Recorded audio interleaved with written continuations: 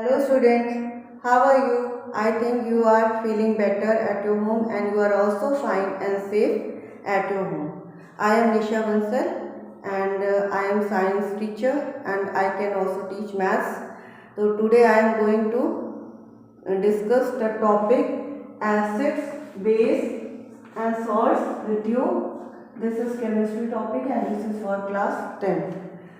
So student, before starting the topic, I want to discuss with you a 9 topic, that is matter, which is related to this topic. So I want to recall this topic again, okay. In 9th class, you have read about matter. What is matter? Anything which occupies space and have mass is called matter.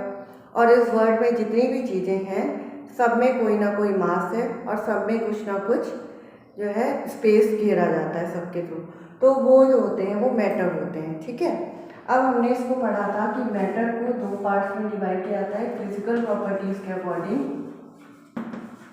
एक होता है physical properties के according और एक होता है chemical properties के according. इतना हमने क्लास 9th में पढ़ा था। फिजिकल प्रॉपर्टीज के अकॉर्डिंग जो मैटर है उसको हमने अगेन 3 पार्ट्स में डिवाइड किया था, सॉलिड, लिक्विड एंड गैसेस। इसमें जो मॉलिक्यूल्स के अरेंजमेंट के अकॉर्डिंग हम बताते थे कि वो सॉलिड है, लिक्विड है या गैसेस है। ठीक है, केमिकल प्रॉपर्टीज के अकॉर्डिंग हमने पढ़ा था कि मैटर 3 टाइप के होते हैं, एलिमेंट, कंपाउंड एंड मिक्सचर्स। अब हमने ये भी पढ़ा था कि एलिमेंट को फर्दर 3 पार्ट्स में डिवाइड किया गया था, मेटल्स, नॉन मेटल्स एंड जिसमें मेटल्स और नॉन मेटल्स दोनों की प्रॉपर्टीज होती थी उसे हम क्या कहते थे, मेटलॉइड्स।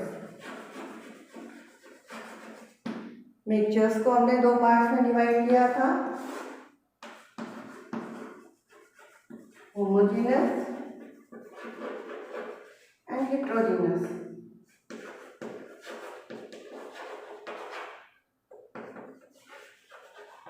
अगेन हमने हेटेरोजेनस को 2 पार्ट में डिवाइड किया था, एक था सस्पेंशन और दूसरा था कोलाइडर। ओके, इतना हमने जो है क्लास 9th में पढ़ा था। पर आप देख रहे हो कंपाउंड के फर्दर डिवीज़न हमने क्लास 9th में नहीं पढ़े थे, तो अब हम इस क्लास में कंपाउंड के फर्दर डिवीज़न के बारे में पढ़ेंगे। और कंपाउंड आगे किस में डिवाइड होता है, एसिड्स, बेसेस एंड सॉल्ट्स। इसका मतलब है एसिड, बेस और सॉल्ट जो होते हैं कंपाउंड के आगे के पार्ट होते हैं, यानी कि कंपाउंड को हम आगे जो है 3 पार्ट उसमें डिवाइड करते हैं। एक होता है एसिड, एक होता है बेस और एक होता है सॉल्ट। ओके, तो इस चैप्टर में हम एसिड, बेस और सॉल्ट के बारे में डीपली स्टडी करेंगे। तो देखिए एसिड्स क्या होते हैं, बेसिस क्या होते हैं और सॉल्ट क्या होते हैं। एसिड्स वो होते हैं जिनका जो टेस्ट होता है, टेस्ट कैसा होता है, सोर, खट्टा होता है। टेस्ट कैसा होता है, सोर। और जितने भी एसिड्स होते हैं उनको वाटर में डिज़ोल्व करने पर हाइड्रोजन आयन मिलता है।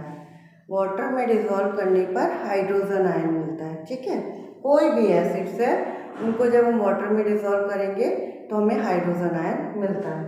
थर्ड ये है स्टूडेंट्स कि सारे एसिड्स को हम जो है टेस्ट करके नहीं पहचान सकते कि उनका टेस्ट सोर है या कैसा है, क्योंकि वो बहुत हार्ड होते हैं और वो हमारे लिए हार्मफुल हो सकते हैं। तो उसके लिए एक लिटमस पेपर टेस्ट होता है, लिटमस पेपर टेस्ट होता है।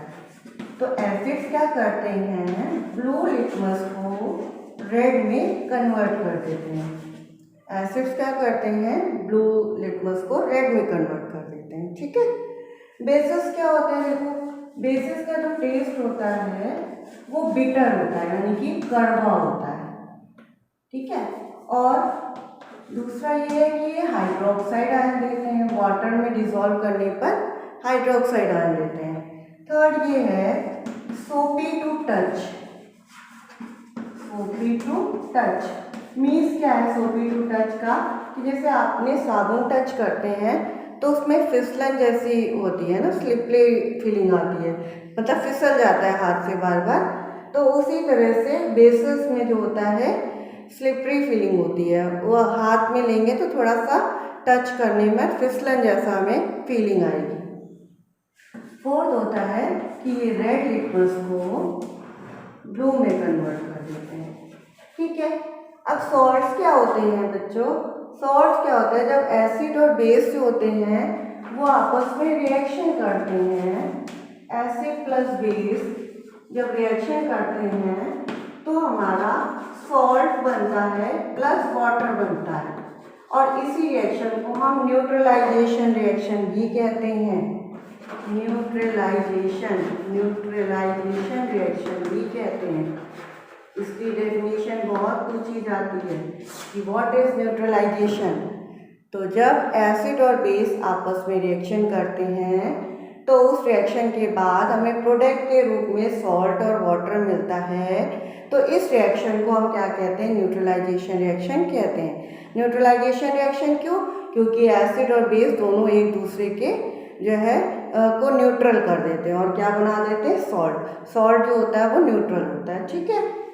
ये इतना तो हो गया हमारा एसिड बेस और सॉल्ट के बारे में, ठीक है। अब हमें जो है, जैसे हमने ये पढ़ा है कि लिटमस पेपर टेस्ट होता है। अब लिटमस पेपर होता क्या है? लिटमस पेपर एक इंडिकेटर होता है, एक इंडिकेटर होता है।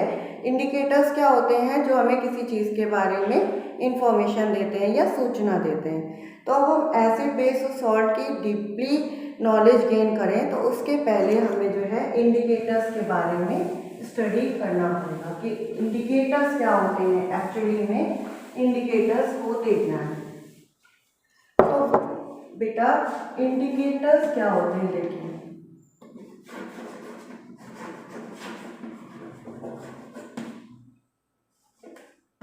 इंडिकेटर्स होते हैं एक तरह की डाइज। इंडिकेटर्स एक तरह की डाइज होती हैं। डाइज आपने सुना होगा कि डाइज क्या होती हैं? जो कलर करने के काम में आती हैं। तो इंडिकेटर्स भी एक तरह की डाइज होती है जो जब इसमें कोई सब्सटेंस मिलाया जाता है तो इसका जो है कलर चेंज हो जाता है। इंडिकेटर्स का खुद का एक कलर होता है। जब इसमें सब्सटेंस मिलाया जाता है तो ये जो कलर होता है इंडिकेटर का वो चेंज हो जाता है। तो उसी कलर के चेंजमेंट के अकॉर्डिंग हम ये जज कर सकते हैं कि हमने जो भी सब्सटेंस मिलाया है वो एसिड है या बेस है। ओके, समझ लीजिएगा कि इंडिकेटर्स क्या होते हैं। इंडिकेटर्स एक तरह की डाइज होती है। जब उसमें कोई सब्सटेंस या सॉल्यूशन मिलाया जाता है तो इंडिकेटर्स का जो खुद का कलर होता है वो चेंज हो जाता है, ठीक है। अब वो कलर कैसे चेंज हुआ, किस तरह से चेंज हुआ, तो उसके अकॉर्डिंग, उसके बेस पे हम ये बताते हैं कि जो भी सब्सटेंस हमें दिया गया था वो एसिड है या बेस है या सॉल्ट है, ठीक है।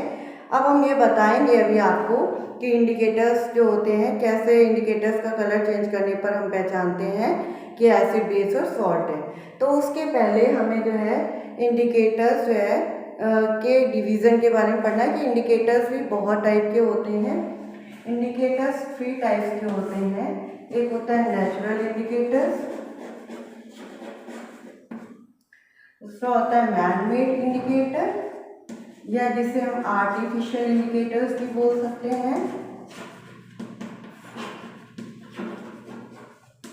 और थर्ड होता है हमारा ऑल्फैक्टरी इंडिकेटर। ओके, तो इंडिकेटर्स क्या होता है बेटा?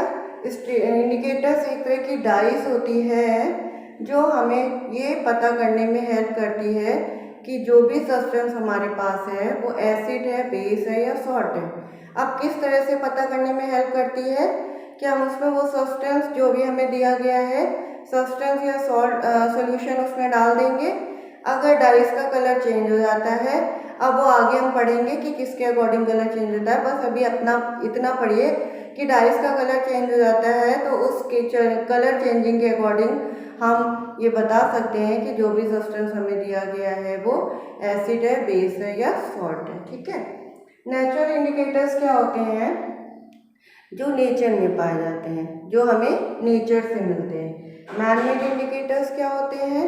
जो आर्टिफिशियल रूप में हम अपने मतलब ज़रूरत के हिसाब से, रिक्वायरमेंट के हिसाब से बनाते हैं। और ऑल फैक्ट्री इंडिकेटर्स होते हैं जो स्मेल के अकॉर्डिंग हमें जिसमें पता चलता है कि ये एसिड है, बेस है या सॉल्ट है।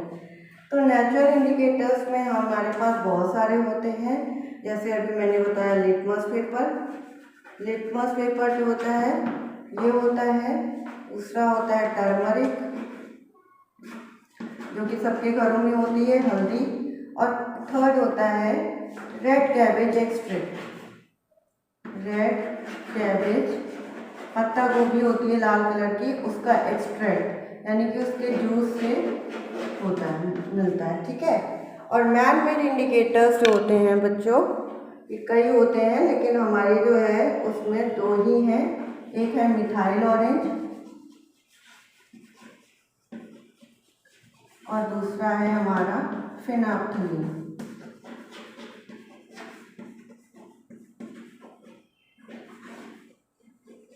ऑल फैक्ट्री इंडिकेटर्स मैंने बताया कि ये स्मेल चेंज करके हमें बताते हैं कि कौन सा एसिड है या बेस है। तो इसमें हम दो पढ़ेंगे, एक ओनियन एक्सट्रैक्ट और दूसरा वनीला एक्सट्रैक्ट।